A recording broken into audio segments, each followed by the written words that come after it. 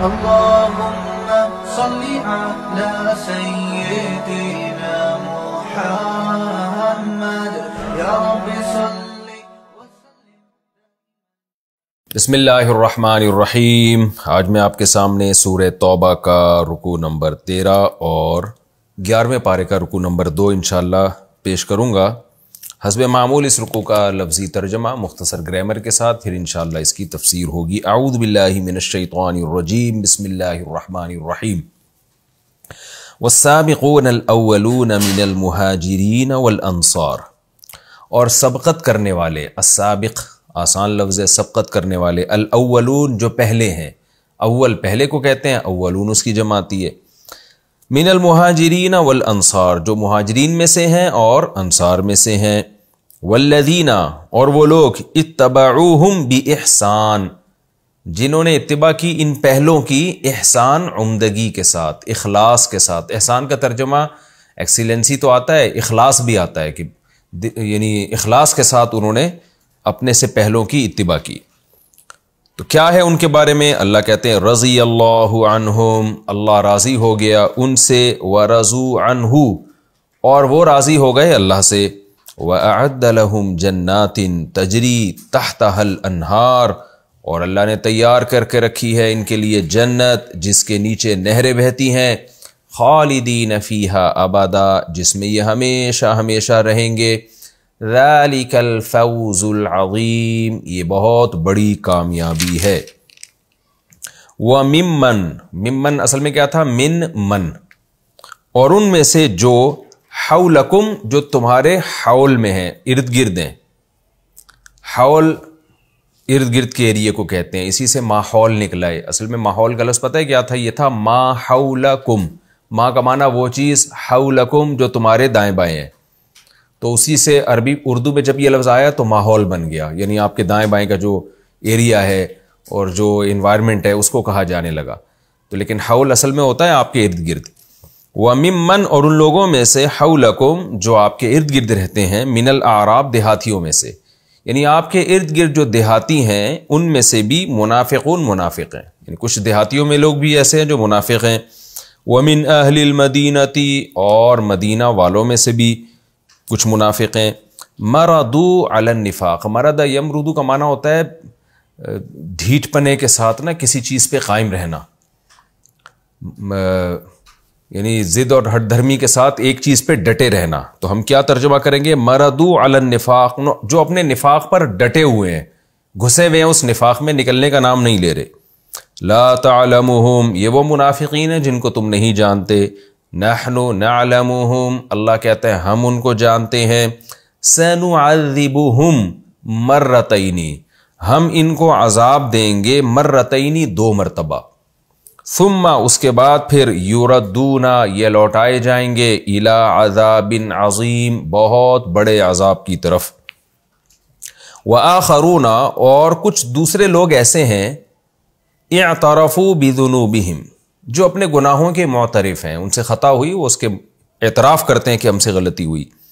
یہ وہ لوگ ہیں خلطوا عملا صالحا انہوں نے خلط کیا ہے، ملا دیا ہے نیک عمل کو، وآخرا اور کچھ دوسرے ایسے عمل ہیں سیئہ جو برے ہیں، یعنی اچھائیاں برائیاں ان کی مکس ہیں.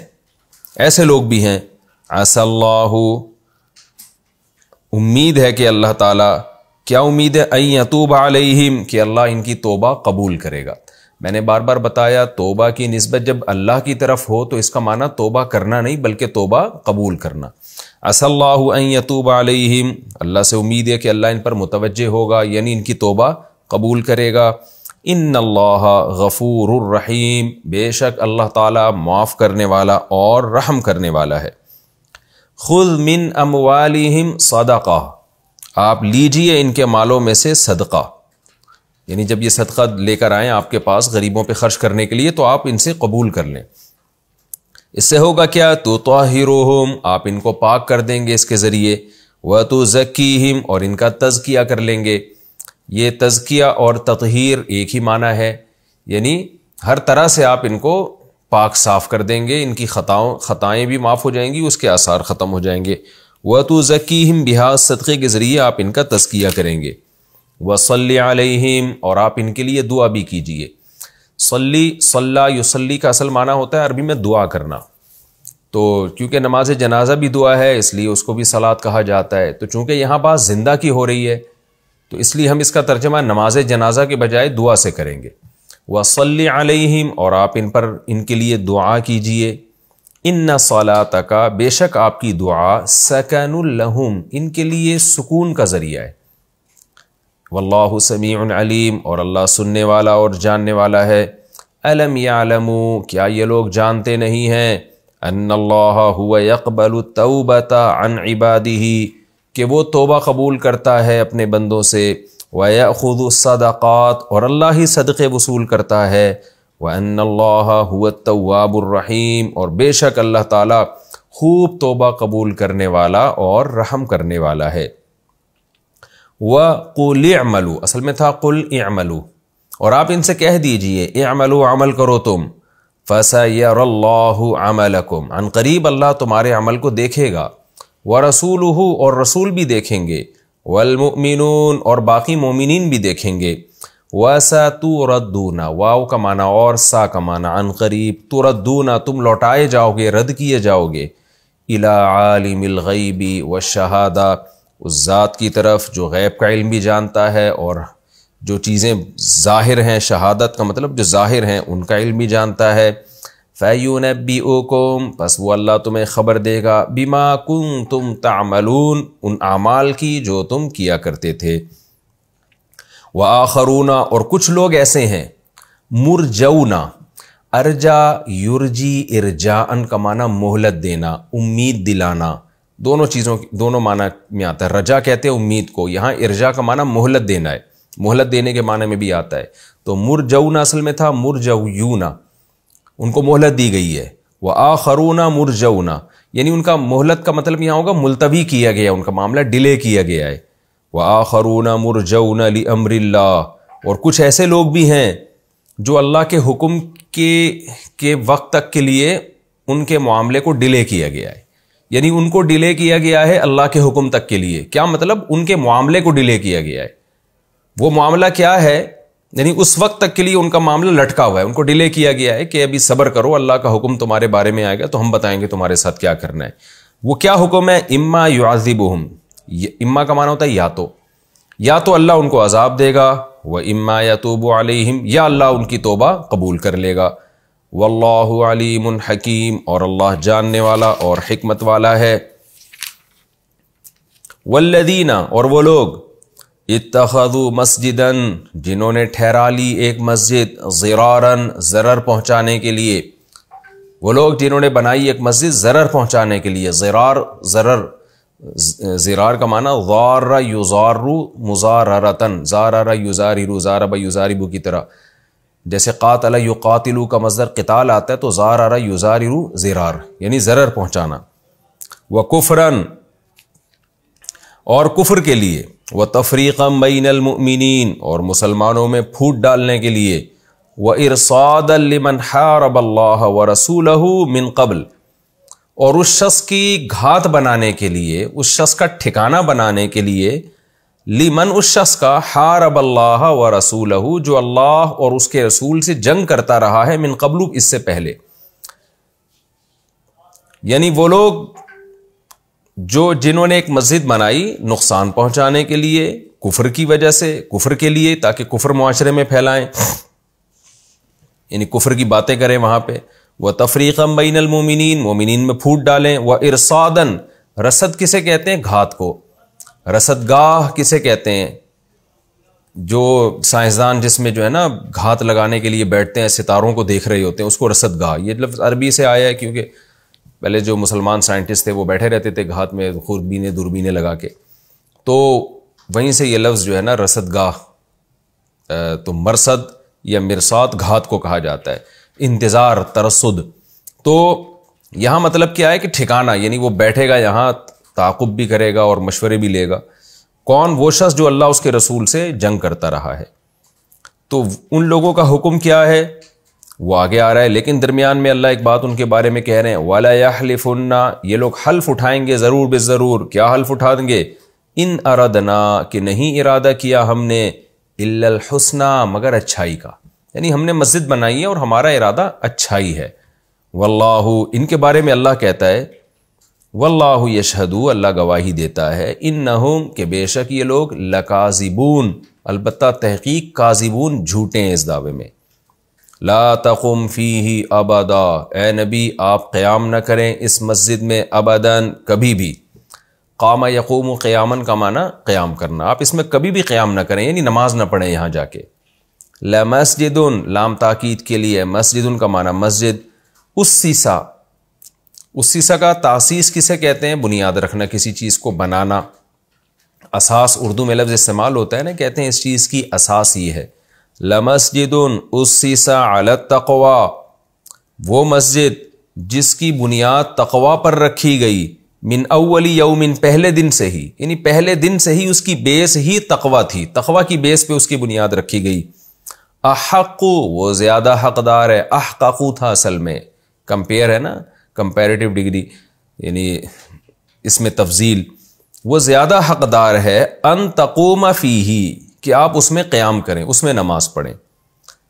فیہ رجال، اس مسجد میں ایسے لوگ ہیں، یحبون، جو یہ بات کو پسند کرتے ہیں، ان یتطہروا، کہ وہ خوب خوب پاکیزگی اختیار کریں۔ تطہر طہارت سے نکلا ہے، تطہر، تو تطہروا ایک ہوتا ہے طہارت، ایک ہے تطہر۔ تطہر باب تفاعل ہے، تفاعل کے باب میں تکلف پایا جاتا ہے، تو اس کا ترجمہ کیا ہوگا کہ اس مسجد میں ایسے لوگ آتے ہیں جو یہ چاہتے ہیں، جو پسند کرتے ہیں اس بات کو، ان یتطہروا، کہ خوب خوب پاکیزگی اختیار کریں، خوب پاک صاف رہیں۔ واللہ یحب المطہرین، مطہرین اصل میں تھا متطہرین، متصرفین کی طرح، متکلفین کی طرح، باب تفاعل سے، تو متطہرین کو مطہرین پڑھا گیا ہے۔ واللہ یحب المطہرین، اور اللہ خوب خوب پاک رہنے والوں کو پسند کرتا ہے۔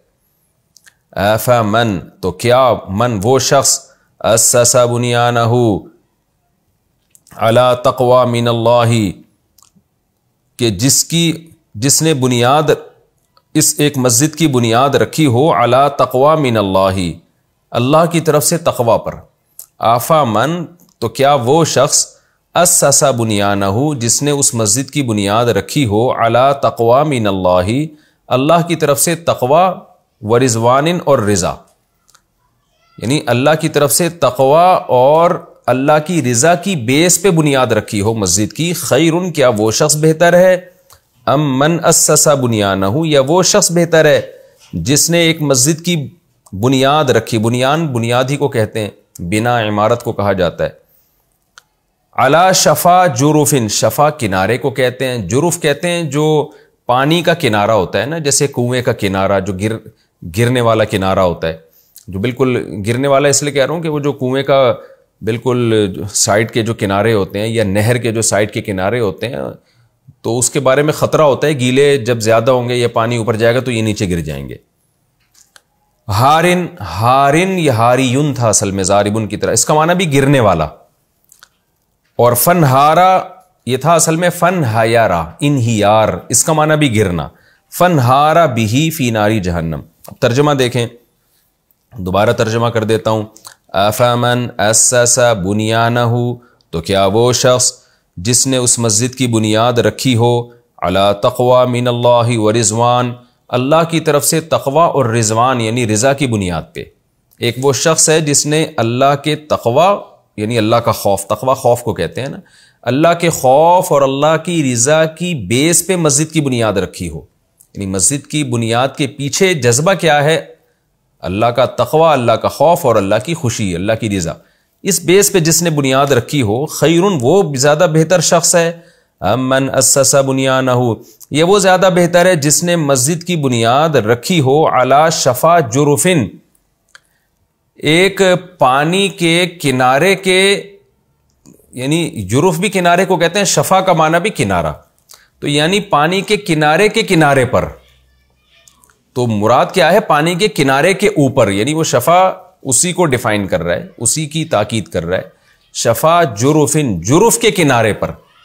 تو یہ جو جرف کا کنارہ ہے، ظاہر ہے جیسے جرف میں خطرہ ہوتا ہے کہ نیچے گر جائے گا، تو جرف کا جو کنارہ ہے وہ بھی تو، اس میں بھی تو خطرہ ہے کہ جرف گرتے ہی وہ بھی گر جائے گا. تو اللہ کہتے ہیں علی شفا جرف ہار، ایک ایسے کنویں کے کنارے پر، ہارن جو گرنے والا ہے، جس کے بارے میں ویسے بھی خطرہ ہے کہ تھوڑا سا سیلابی ریلا اوپر آیا تو یہ ویسے ہی گر جائے گا. اور پھر ہوا کیا؟ فنہارا بہی، وہ اس بنیاد کو لے کر بالآخر گر پڑا. کہاں گرا؟ فی ناری جہنم، جہنم کی آگ میں. تفسیر میں انشاءاللہ اس کی ڈیٹیل بتاؤں گا. واللہ لا یہدی القوم الظالمین، اللہ ایسے ظالموں کو ہدایت نہیں دیتا. لا یزال بنیانہم، لا یزالو کا لفظ پہلے کئی بار آ چکا ہے. لا یزالو کا معنی ہوتا ہے کنٹینیو کسی چیز کا رہنا. اس میں لا کا ترجمہ نہیں کیا جاتا. میں نے بتایا تھا نا، زالا یزالو اصل میں سمیع یسمعو سے کی طرح ہے، یزولو تھا اصل میں. تو زالا یزالو کا معنی ہوتا ہے زائل ہو جانا، ختم ہو جانا. لا یزالو کا معنی ختم نہ ہونا، تو مطلب کنٹینیو رہنا کسی چیز کا. تو لا یزال بنیانہم الذی، کنٹینیو رہے گی، مسلسل رہے گی ان کی وہ عمارت، الذی بنو، وہ عمارت جو انہوں نے بنائی ہے. بنو بنوو، ضربو کی طرح. وہ عمارت جو انہوں نے بنائی ہے وہ مسلسل رہے گی. کیا رہے گی؟ ریبتن فی قلوبہم، ان کے دلوں میں شک کا ذریعہ، تردد کا ذریعہ رہے گی. ان کے دلوں میں کھٹکتی رہے گی وہ عمارت، یوں صحیح ترجمہ ہوگا. ریبہ شک کو کہتے ہیں، یعنی جو عمارت انہوں نے بنائی ہے وہ ہمیشہ ان کے دلوں میں کھٹکتی رہے گی. ایک خوف رہے گا ان کے دلوں میں کہ ہم نے کیا ہے. اللہ یہ کہ ان تقطع قلوبہم، کہ ان کے دل ہی کٹ جائیں، دل ہی ختم ہو جائیں. قطع یقطع کا معنی کاٹنا اور تقطع کا معنی کٹ جانا. اللہ یہ کہ ان کے دل ہی فنا ہو جائیں.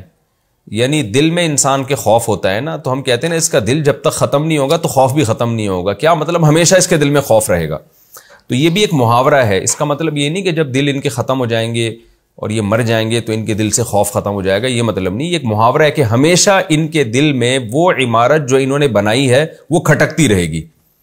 واللہ علیم حکیم، اور اللہ جاننے والا اور حکمت والا ہے. یہ اس کا لفظی ترجمہ ہو گیا مختصر گرامر کے ساتھ. اب ہم انشاءاللہ اس کی تفسیر کی طرف چلتے ہیں.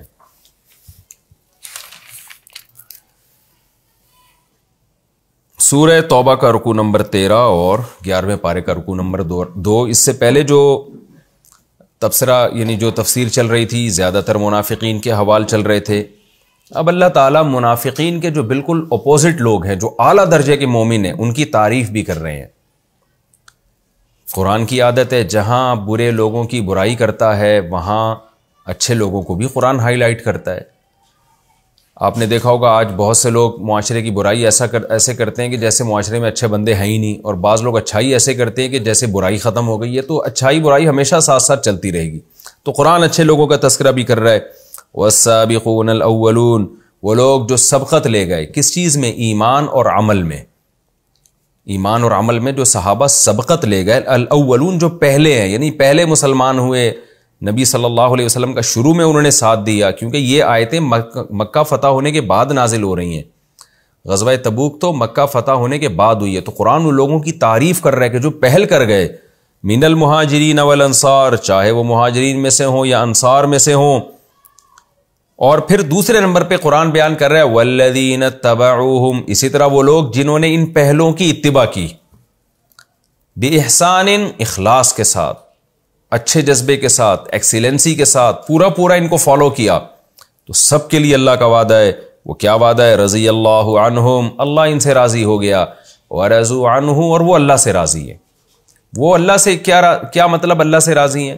اللہ ان سے راضی ہو گیا، یہ تو سمجھ میں آتا ہے کہ جو پہلے گزر چکے ہیں ہم نے ان کو فالو کرنا ہے، صحابہ، تابعین، تبع تابعین.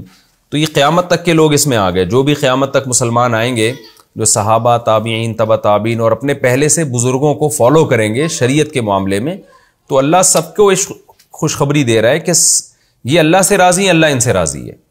تو یہ اللہ سے راضی ہیں کیا مطلب؟ کہ بھئی اللہ جو ان کو حکام دے رہا ہے اس پہ مطمئن ہے. منافقین کی طرح نہیں ہے کہ جب مشکل حکام آئے تو پھر یہ اللہ نے کیا حکم دے دیا، یہ تو بڑا مشکل حکم دے دیا، تو بڑی ٹینشن والا حکم دے دیا. تو جب یہ اللہ سے راضی ہیں، پھر اللہ ان کے ساتھ کوئی جو بھی احوال کرے، خوشی میں بھی اللہ سے خوش ہیں، غم میں بھی اللہ سے خوش ہیں. غم میں صبر کرتے ہیں اور انا للہ و انا الیہ راجعون کہتے ہیں کہ بھئی ہم اللہ کے غلام ہیں، اللہ جو چاہے کرے. جیسے پیچھے آیتیں گزر چکی ہیں نا، قل هل تربصون بنا الا احدى الحسنيين، کہ ہمیں اگر غم پہنچے یا خوشی پہنچے تو دونوں حسنہ ہیں ہمارے لیے، کیونکہ اللہ ہمارا مولا ہے، وہ ہمارا دوست ہے، وہ اگر ہمیں غم بھی دے رہا ہے تو ہمارے فائدے کے لیے دے رہا ہے. تو اس معنی میں یہ اللہ سے راضی ہیں اور اللہ بھی ان سے راضی ہے. وَأَعَدَّ لَهُمْ جَنَّاتٍ، جب اللہ راضی ہوتا ہے تو پھر اس کے بدلے میں کیا دیتا ہے؟ اللہ کہتے ہیں میں نے ان کے لیے باغات تیار کر کے رکھے ہیں جن کے نیچے نہریں بہتی ہیں، خالدین فیہا ابدا، ہمیشہ ہمیشہ ان باغات میں یہ رہیں گے. ذالک الفوز العظیم، یہ بہت بڑی کامیابی ہے. تو اللہ نے ہمیں بتا دیا کہ ایک طرف یہ منافقوں کا ٹولہ ہے اور ایک طرف مخلص صحابہ تابعین اور ان کو فالو کرنے والے لوگ ہیں. تو تم اپنا شمار کن لوگوں میں کرنا چاہتے ہو؟ آگے اللہ نے اور مزید کچھ منافقین کا ذکر کیا. اب تک جتنے منافقین کا تذکرہ ہے یہ وہ لوگ ہیں جن کو رسول اللہ صلی اللہ علیہ وسلم اور صحابہ کرام پہچانتے تھے، لہذا ان سے ہوشیار بھی رہتے تھے. لیکن قرآن ہوشیار کر رہا ہے نبی صلی اللہ علیہ وسلم کو اور صحابہ کو کہ بہت سے منافقین ایسے ہیں کہ جو اتنے ہوشیار ہیں، اتنے چالاک ہیں کہ ان کے بارے میں صرف ہمیں علم ہے، آپ کو علم نہیں ہے. وہ لفاظی اور چکنی چپڑی باتوں سے ایسے لگیں گے جیسے ان سے زیادہ نیک دنیا میں کوئی مسلمان نہیں ہے. تو نبی صلی اللہ علیہ وسلم کو ہوشیار کیا جا رہا ہے کہ آپ ان سے ہوشیار رہیں، اور ان بدبخت منافقین کو وعید سنائی جا رہی ہے کہ تمہارے لیے دگنا عذاب ہے. دگنا عذاب کیوں ہے؟ اس لیے کہ تمہاری منافقت دگنی ہے. منافقت کسے کہتے ہیں؟ ظاہر کچھ باطن کچھ. تو جو چھوٹا منافق ہوتا ہے نا وہ اپنی باتوں سے پکڑا جاتا ہے. بڑا منافق اتنا 2 نمبر ہوتا ہے کہ وہ اتنا زیادہ جھوٹ بولتا ہے کہ اس کے بارے میں صحابہ کو وہم ہی نہیں ہوتا تھا کہ یہ منافق بھی ہو سکتا ہے. تو اس لیے قرآن ان کا تذکرہ کر رہا ہے کہ کچھ ایسے لوگ تمہاری صفوں میں شامل ہیں کہ جو ایسے اعلیٰ درجے کے منافق ہیں کہ ان کو پہچاننا تمہارے لیے بہت مشکل ہے. لیکن اللہ ان کو جانتا ہے، اس لیے اللہ نے آیتیں نازل کر دی تاکہ وہ منافقین سدھر جائے. قرآن کہہ رہا ہے وَمِمَّنْ حَوْلَكُمْ مِنَ الْأَعْرَابِ، تمہارے ارد گرد دیہاتیوں میں سے، یعنی مدینہ کے گرد جو گاؤں آباد ہیں ان میں، من کا معنی ان میں سے کچھ لوگ منافقون منافق ہیں. وَمِنْ أَهْلِ الْمَدِينَةِ، اور مدینہ والوں میں سے بھی، مَرَدُوا عَلَى النِّفَاقِ، جو اپنے نفاق پر ڈٹے ہوئے ہیں.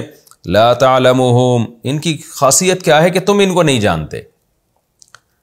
نَحْنُ نَعْلَمُهُمْ، ان کو ہم جانتے ہیں.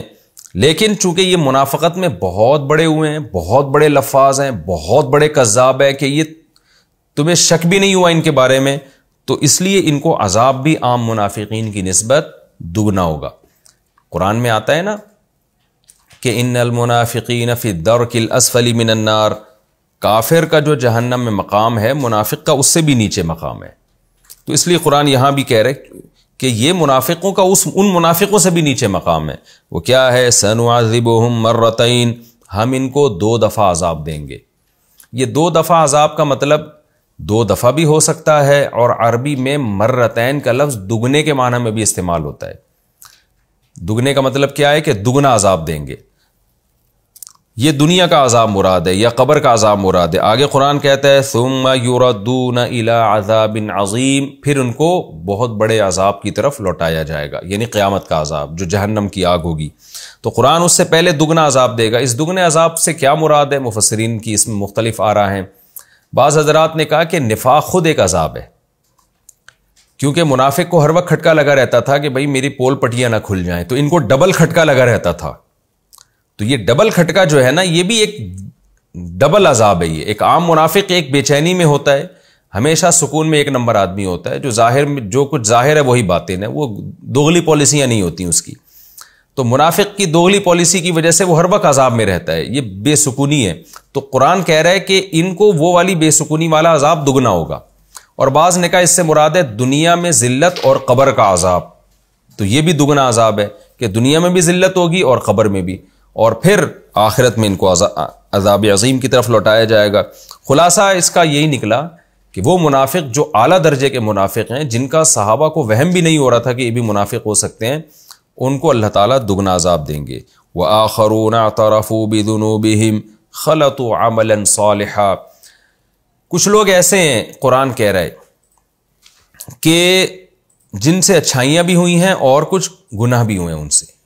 یعنی تبوک میں جو پیچھے رہ گئے تھے ان کا تذکرہ ہو رہا ہے. یہ تو سارے تبوک میں پیچھے رہنے والے منافقین کا تذکرہ چل رہا تھا نا.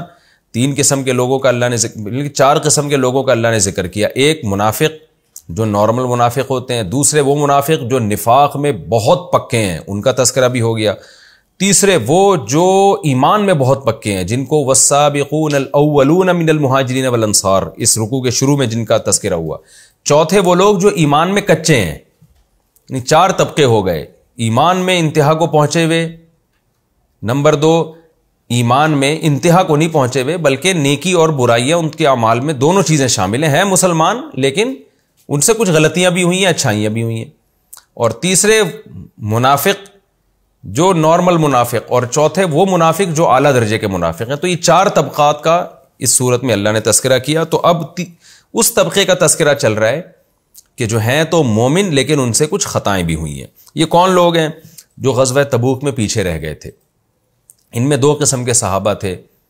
ایک تو وہ تھے کہ جو کوئی عذر نہیں تھا, مخلص صحابہ تھے, ہر جنگ میں نبی صلی اللہ علیہ وسلم کے ساتھ شریک رہے. تو جب ان کو پتہ چلا کہ رسول اللہ صلی اللہ علیہ وسلم تبوک سے واپس آ رہے ہیں اور ان کو پتہ تھا ہم جو تبوک میں شریک نہیں ہوئے تو اس کی وجہ صرف سستی تھی اور کوئی وجہ نہیں تھی, دل نہیں چاہ رہا تھا. ظاہر ہے جہاد ایک مشکل کام ہے, تو لیکن ان کو ندامت کا احساس ہو گیا کہ ہم اب پیغمبر صلی اللہ علیہ وسلم کو اپنا چہرہ دکھائیں گے کیسے. تھے مخلص صحابہ, تو ان میں سے انہوں نے کیا کیا, اپنے آپ کو مسجد نبوی کے ستون سے باندھ لیا کہ جب تک اللہ ہماری توبہ قبول نہیں کرتا ہم اپنے آپ کو ستون سے کھولیں گے نہیں. صرف نماز کے وقت ان کی زوجہ آ کے ان کو کھول دیتی ہیں, اس کے بعد پھر یہ باندھ لیتے. تو اللہ تعالیٰ نے ان کی توبہ قبول کی اور اس کا تذکرہ ان آیتوں میں ہے. دوسرے وہ صحابہ تھے کعب ابن مالک اور ہلال ابن امیہ اور مرارہ ابن ربیع. ان میں مرارہ ابن ربیع تھوڑے سے ایجڈ تھے اور ہلال ابن امیہ بھی تھوڑے ایجڈ تھے, اور یہ جو کعب ابن مالک تھے یہ بالکل ینگ اور جوان تھے. یہ تینوں مالدار صحابہ تھے, ان کو بھی کوئی عذر نہیں تھا غزوہ تبوک میں نہ جانے سے. لیکن کیا ہوا کہ یہ بھی نہیں گئے, اور جب نبی صلی اللہ علیہ وسلم تبوک سے واپس آئے تو آپ صلی اللہ علیہ وسلم نے تینوں کو بلایا. تو یہ کعب ابن مالک رضی اللہ تعالیٰ عنہ کی بڑی لمبی حدیث ہے, صحیح بخاری میں بھی ہے, صحیح مسلم میں بھی ہے. بڑی دلچسپ واقعہ ہے, بہت لمبا واقعہ اور بڑا ہی دلچسپ واقعہ ہے.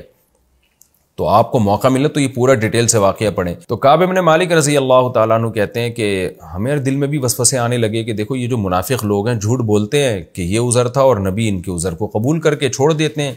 تو شیطان ہمارے دل میں بھی وسوسے ڈال رہا تھا کہ ہم بھی آ کے کوئی بہانہ کر دیں. بعض لوگوں نے بھی کہا بھائی تم بھی بہانہ کر دو ورنہ نبی کتنے غضبناک ہوں گے تمہارے اوپر, تو نبی کے غضب سے بچنا بھی تو اللہ کا حکم ہے. کہتے ہیں لیکن ہم نے فیصلہ کیا کہ ہم سچ بولیں گے, ہم جھوٹ نہیں بولیں گے. ٹھیک ہے نبی ناراض ہو جائیں گے لیکن یہ ناراضی وقتی ہوگی. اگر ہم نے جھوٹ بول دیا تو اللہ سے کون بچ سکتا ہے اللہ کے عذاب سے. ہمیں پتہ تھا کہ نبی صلی اللہ علیہ وسلم ہم سے بہت غضبناک ہوں گے, کیونکہ یہ تو نبی نے بہت دن پہلے سے حکم دیا ہوا تھا تبوک میں نکلنا ہے اور شدید لڑائی ہے. تو حضرت کعب ابن مالک رضی اللہ تعالیٰ عنہ فرماتے ہیں کہ میں اور میرے دونوں ساتھی آئے تو نبی کی خدمت میں بیٹھے. آپ صلی اللہ علیہ وسلم نے ہم سے پوچھا آپ تینوں کیوں غائب ہو گئے؟ الم تکن قد ابتعت ظہرک, اے کعب کیا تیرے پاس سواری نہیں تھی, تو نے سواری نہیں خریدی تھی؟ حضرت کعب بن مالک فرماتے ہیں ہم نے بالکل سچ سچ کہہ دیا, یہاں تک بھی کہہ دیا کہ یا رسول اللہ جتنا مال میرے پاس اس موقع پر تھا اس سے پہلے کبھی بھی میرے پاس اتنا مال نہیں تھا. اللہ نے مجھے بہت نوازا تھا, کوئی عذر نہیں تھا اور کوئی میرے پاس عذر نہیں ہے جو میں آپ کے سامنے پیش کروں. غلطی ہے, گناہ کا معترف ہوں میں. تو بخاری مسلم کی حدیث ہے, آپ صلی اللہ علیہ وسلم نے ان سے فرمایا قم حتی یقضی اللہ فیک. دونوں صحابی کو بھی کہا کہ آپ بھی جائیں اور کعب بن مالک کو کہا کہ آپ بھی جائیں, اللہ آپ کے بارے میں فیصلہ کرے گا, جن کا ان آیتوں میں تذکرہ ہے. وآخرون مرجون لامر اللہ, وہ ہم ابھی تفسیر میں پڑھتے ہیں. تو میں چھوٹا سا یہ واقعہ ذرا مختصر لفظوں میں آپ کے سامنے پیش کر دوں تاکہ یہ تفسیر پوری طرح سمجھ میں آئے. تو کعب بن مالک رضی اللہ تعالیٰ عنہ اور تینوں صحابہ چلے گئے اور ان کے بارے میں آرڈر یہ ہوا کہ تمام صحابہ کو نبی نے حکم دے دیا کوئی بھی ان سے بات نہ کرے. اچھا حضرت کعب بن مالک فرماتے ہیں نبی کے چہرے پہ غصے اور غضب کے آثار بھی تھے, کیونکہ یہ مخلص لوگ تھے, یہ تو اپنے لوگ تھے. منافقین کے تو آپ عذر سنتے اور کہتے ٹھیک ہے جاؤ اللہ فیصلہ کرے گا تمہارے, یعنی جو تم ظاہر میں کہہ رہے ہو ہم مان لیتے ہیں کہ عذر ہوگا. یہ اپنے لوگ تھے اور انہوں نے اعتراف بھی کیا, تو آپ نے ان کو حکم دیا کہ جاؤ, اور پھر صحابہ کو حکم دیا کہ ان سے کوئی بھی بات چیت نہ کرے.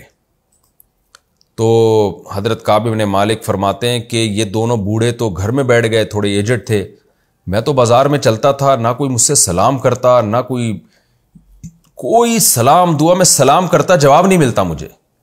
کہتے یہاں تک کہ میں نماز پڑھنے کے لیے آتا مسجد میں, تو میں دیکھتا کہ جب میں نماز پڑھ رہا ہوں تو نبی میری طرف توجہ کرتے, جیسے ہی میں سلام پھیرتا تو نبی صلی اللہ علیہ وسلم اپنا چہرہ انور مجھ سے پھیر لیتے تھے. کہہ رہے مجھ پر یہ حالات ہو گئے, یعنی 40 دن انہوں نے اس حال میں گزارے ہیں. کہتے ہیں یہ حالات ہو گئے کہ زمین اپنی کشادگی کے باوجود ہمیں جیل خانہ لگنے لگی تھی. 40 دن بہت ہوتے ہیں. اسی اثنا میں کہتے ہیں کہ میں مدینہ کے بازار میں چل رہا تھا کہ اچانک مجھے آواز آئی, من یدلنی علی کعب بن مالک. شام کی طرف سے کوئی بادشاہ آیا تھا عیسائیوں کا, اس کو پتہ چلا تھا کہ کعب بن مالک ایک جوان آدمی ہیں اور محمد صلی اللہ علیہ وسلم کے ساتھ ساری جنگوں میں شریک رہے اور عزت دار آدمی ہے, لیکن ان کے ساتھیوں نے ان کے ساتھ بہت ظلم کیا ہوا ہے, سب نے معاشی بائیکاٹ کیا ہوا ہے, کوئی ان سے بات چیت نہیں کرتا. تو اس غیر مسلم بادشاہ نے ارادہ کیا کہ کعب بن مالک کو ابھی ورغلانے کا ہمارے پاس بہترین موقع ہے کہ بھئی دیکھو میں ان کو کہوں گا کہ تم جو ہے تمہارے معاشرے میں عزت نہیں ہے, تم نے پیغمبر کا اتنا ساتھ دیا جنگوں میں, تو اپنے ساتھیوں کا اتنا ساتھ دیا, اور آج ان لوگوں نے تمہارا یہ حشر کیا ہے. یعنی حضرت کعب بن مالک فرماتے ہیں کہ ہمیں یہ بھی ہماری بیویوں کو بھی حکم دے دیا تھا کہ ان سے علیحدگی اختیار کر لو. تو وہ جو 2 بوڑھے صحابی تھے انہوں نے تو قاصد بھجوا کے نبی سے اجازت لے لی کہ یا رسول اللہ ہم بوڑھے ہیں, ہمیں زوجہ میں رغبت بھی نہیں ہے, اور لیکن اگر ہم یہ ہماری بیویاں بھی ساتھ چھوڑ دیں گی تو ہماری گھر میں خدمت کرنے والا کوئی بھی نہیں ہے.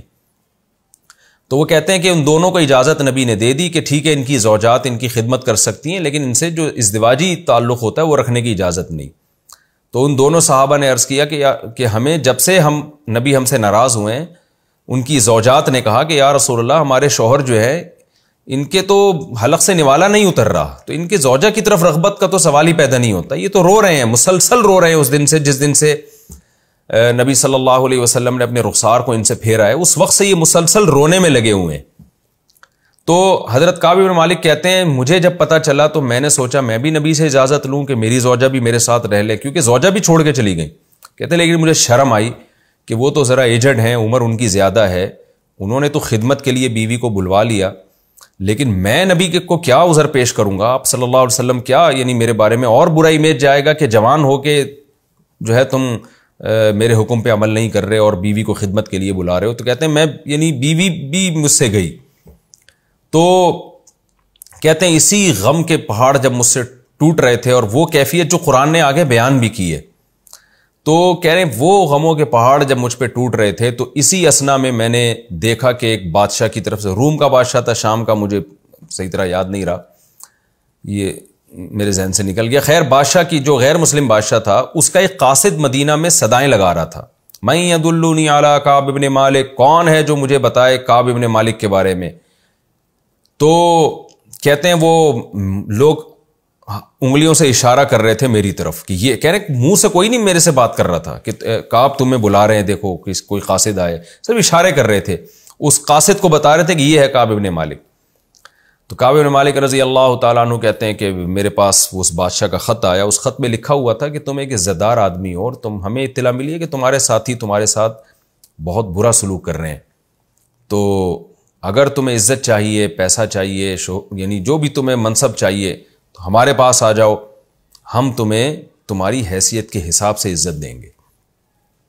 ایسے موقع پہ تو اچھا بھلا آدمی جو ہے وہ پھسل جاتا ہے, اور وہ یہ سوچ سکتے تھے کہ میں ہر جنگ میں پیغمبر کے ساتھ شریک رہوں. کہتے ہیں صرف بدر میں نہیں تھا, کیونکہ مجھے پتہ ہی نہیں تھا کہ بدر میں لڑائی ہو جائے گی. اگر بدر میں پتہ ہوتا نا کہ لڑائی ہوگی تو حضرت کعب بن مالک کہتے ہیں میں بدر میں بھی نبی کے ساتھ شریک ہوتا. وہ تو نبی صلی اللہ علیہ وسلم ایک قافلے پر حملہ کرنے کے لیے گئے تھے, ہمیں کیا پتا تھا کہ باقاعدہ دو بدو جنگ ہو جائے گی, تو ہر جنگ میں نبی کے ساتھ تھے یہ. تو اب دیکھیں کیسا شیطان انسان کو ورغلاتا ہے ایسے موقع پہ. لیکن صحابی کا اخلاص دیکھیں. حضرت کعب بن مالک کہتے ہیں جیسے ہی میں نے وہ خط پڑھا میں نے کہا اللہ ایک آزمائش میرے اوپر تبوک کی آئی تھی, اس میں ناکام ہو گیا, اب یہ دوسری آزمائش آئی ہے, کہیں ایسا نہ ہو میں اس میں بھی ناکام ہو جاؤں. تو کہتے میں نے وہ خط پھاڑ کے آگ میں ڈال دیا کہ نہیں بھائی میں پیغمبر کا ساتھ کسی قیمت پہ نہیں چھوڑ سکتا. ٹھیک ہے آپ نے بائیکاٹ کیا, سب کچھ کیا, لیکن اللہ تو ہے نا دیکھنے والا, اللہ سے دعائیں مانگ رہے تھے. تو بالآخر 40 یا 50 دن مکمل ہوئے ہیں کہ نبی صلی اللہ علیہ وسلم پر فجر میں وحی نازل ہوئی, جس کا اگلے رکوع میں انشاءاللہ تذکرہ آئے گا کہ وَعَلَى الثَّلَاثَةِ الَّذِينَ خُلِّفُوا, اللہ نے ان 3 صحابہ کی توبہ بھی قبول کر لی جن کو جنگ میں پیچھے رکھا گیا. یہاں بھی دیکھیں قرآن یہ نہیں کہہ رہا وہ جنگ میں پیچھے رہ گئے, یعنی کسی مسئلہ سے گویا ہم نے ان کو پیچھے رکھا, یعنی اللہ اس کی نسبت گویا اپنی طرف کرنے کہ ہم نے لوگوں کو گویا, یعنی جب ظاہر ہے جب گناہ کی توبہ اللہ نے قبول کر لی تو اب اللہ ان کو عار بھی نہیں دلا رہے کہ تم پیچھے رہ گئے تھے. منافقین کو تو اللہ کہہ رہے ہیں تم پیچھے رہ گئے ہو, تم اس پہ راضی ہو گئے, عورتوں بچوں کے ساتھ بیٹھ جاؤ, لیکن اللہ ان کے بارے میں کیا کہہ رہے ہیں, جن کو پیچھے رکھا گیا, یعنی وہ قدرت کی طرف سے یہ ہوا تھا کہ ان کو پیچھے رکھا جائے تاکہ ان کی ایک فضیلت لوگوں کے سامنے ظاہر ہو جائے کہ دیکھو خطا کار لوگ توبہ کیسے کرتے ہیں, مخلص لوگ سے جب غلطی ہوتی ہے تو ان کا انداز کیا ہوتا ہے. تو جب یہ توبہ کی آیتیں نازل ہوئی ہیں تو نبی صلی اللہ علیہ وسلم نے فوراً صحابہ کو بتایا کہ بھائی جاؤ ان تینوں کو اطلاع دے دو کہ اللہ نے تمہاری توبہ قبول کر لی ہے. کعب بن مالک کا گھر دور تھا, کہتے ہیں میں مسجد کی چھت پہ فجر کی نماز پڑھ رہا تھا, تو جیسے ہی صحابہ کو اطلاع ملی نا کہ ان تینوں کی توبہ قبول ہو گئی ہے, تو صحابہ کرام دوڑے خوشخبری دینے کے لیے, اور سب نے کوشش کی کہ ہم دوسرے سے آگے نکل کے ان کو اطلاع دیں. کہہ رہے ایک صحابی گھوڑے پر سوار ہو گئے نا کہ بھئی پیدل بھاگنے والے سے زیادہ تو وہ پہنچے گا جو گھوڑے پر سوار ہے, تو گھوڑے پر سوار ہو کر اسپیڈ میں دوڑے نا کہ میں جا کے کعب بن مالک کو خوشخبری سناؤں. تو کہتے ہیں کہ دوسرے صحابی نے کیا کیا, انہوں نے کہا بھئی گھوڑا تو میں تو گھوڑے کا مقابلہ نہیں کر سکتا, تو وہ پہاڑ پہ چڑھ کے انہوں نے زور سے چیخ ماری. اور کیا چیخ ماری, یا کعب بن مالک ابشر, اے کعب بن مالک خوشخبری قبول کرو. کہہ رہے تھے وکان الصوت اسرع من الخیل, جو من الفرس, کہ جو آواز کی سپیڈ ہے وہ بہرحال گھوڑے کی رفتار سے زیادہ ہے. حضرت کعب بن مالک کہتے ہیں کہ آواز کی رفتار تو گھوڑے سے زیادہ ہے. تو ان صحابی نے کیا یہ ذہانت کی کہ انہوں نے پہلے ہی جو ہے نا زور زور سے آواز مار دی, تو ان کی آواز وہ میرے کانوں تک پہنچ گئی, اور جیسے ہی میرے کان میں یہ آواز آئی ہے کہ اے کعب بن مالک خوشخبری قبول کرو, تو مجھے یقین ہو گیا کہ اللہ نے میری توبہ قبول کر لی ہے. اور میں فوراً نبی صلی اللہ علیہ وسلم کی طرف دوڑا, اور جب میں مسجد میں آیا تو میں نے دیکھا نبی صلی اللہ علیہ وسلم کا چہرہ ایسے چمک رہا تھا جیسے 14ویں کا چاند. کہتے ہیں نبی کی عادت تھی جب آپ بہت زیادہ خوش ہوتے تھے تو استنار وجہہ کأن وجہہ قطعۃ قمر, آپ کا چہرہ ایسے چمکتا تھا جیسے چاند کا ٹکڑا.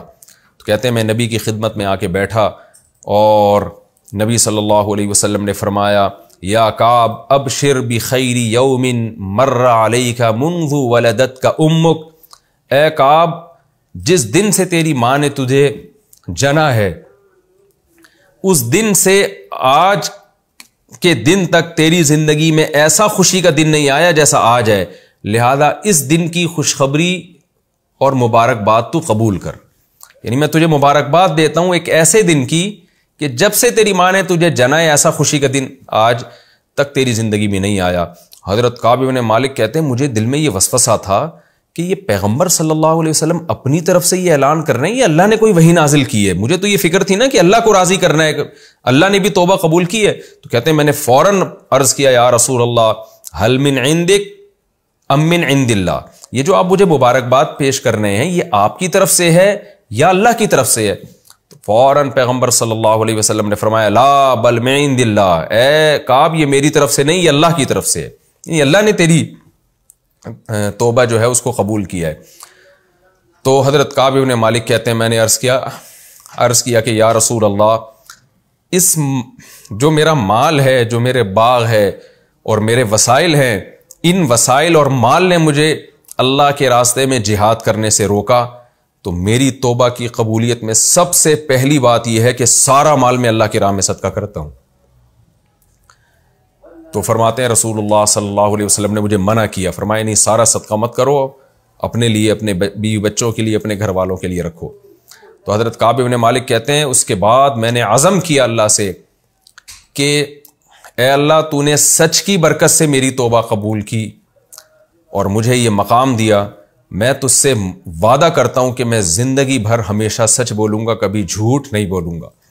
کہتے ہیں اس کے بعد سے اللہ نے مجھے بہت آزمایا، کیونکہ میں نے اللہ سے ایک ایگریمنٹ کر لیا تھا، ایک معاہدہ کر لیا تھا، تو بہت سارے مواقع پر اللہ نے مجھے آزمایا لیکن میں نے سچ کا دامن نہیں چھوڑا۔ تو یہ واقعہ تھا جس کا میں نے بہت ہی مختصر کر کے بیان کیا ہے آپ کے سامنے۔ یہ تو حدیث میں بہت ہی دلچسپ اور بہت ہی طویل واقعہ ہے یہ۔ تو وقت بھی ہمارا مکمل ہو چکا ہے، خیر میں یہ بس یہ آیت پڑھ لیتا ہوں۔ وَآخَرُونَ اعْتَرَفُوا بِذُنُوبِهِمْ، اللہ کہتے ہیں کچھ ان میں ایسے ہیں جنہوں نے اپنے گناہوں کا اعتراف کیا۔ اس سے مراد وہ لوگ ہیں جنہوں نے اپنے آپ کو ستون سے باندھ لیا تھا۔ خَلَطُوا عَمَلًا صَالِحًا، جنہوں نے اچھے عمل اور کچھ برے عمل کو خلط کر دیا ہے۔ اچھا عمل کیا مطلب؟ ہر موقع پہ نبی کے ساتھ جہاد میں شریک رہے۔ برا عمل کیا؟ تبوک میں وہ پیچھے رہ گئے۔ عَسَى اللَّهُ يَتُوبَ عَلَيْهِمْ، اللہ سے امید ہے اللہ ان کی توبہ قبول کرے گا۔ تو جب میں نے بار بار بتایا تفسیر میں کہ جب اللہ کے لیے امید کا لفظ استعمال ہوتا ہے اس کا مطلب لازمی کرے گا۔ تو وہ جو ستون سے بندھے ہوئے لوگ تھے ان کے بارے میں اللہ نے یہ آیتیں نازل کی، تو نبی نے ان کو خوشخبری سنائی اور انہوں نے اپنے آپ کو ستون سے کھول دیا۔ ان اللہ غفور الرحیم، بے شک اللہ معاف کرنے والا اور رحم کرنے والا ہے۔ ہمارا وقت چونکہ مکمل ہو چکا ہے، انشاءاللہ اگلے آیتوں کی تفسیر ہم انشاءاللہ اگلے ایپیسوڈ میں پیش کریں گے۔ تو اگلے ایپیسوڈ میں انشاءاللہ ہم سورہ توبہ کا رکوع نمبر 13، 11ویں پارے کا رکوع نمبر 2، اس کی تفسیر ہم انشاءاللہ یہاں سے شروع کریں گے۔ خذ من اموالہم صدقۃ تطہرھم وتزکیہم بہا، یہاں سے انشاءاللہ ہم تفسیر شروع کریں گے۔ اللہ تعالی ہمیں سمجھنے کی اور عمل کی توفیق عطا فرمائے۔ وما علینا الا البلاغ۔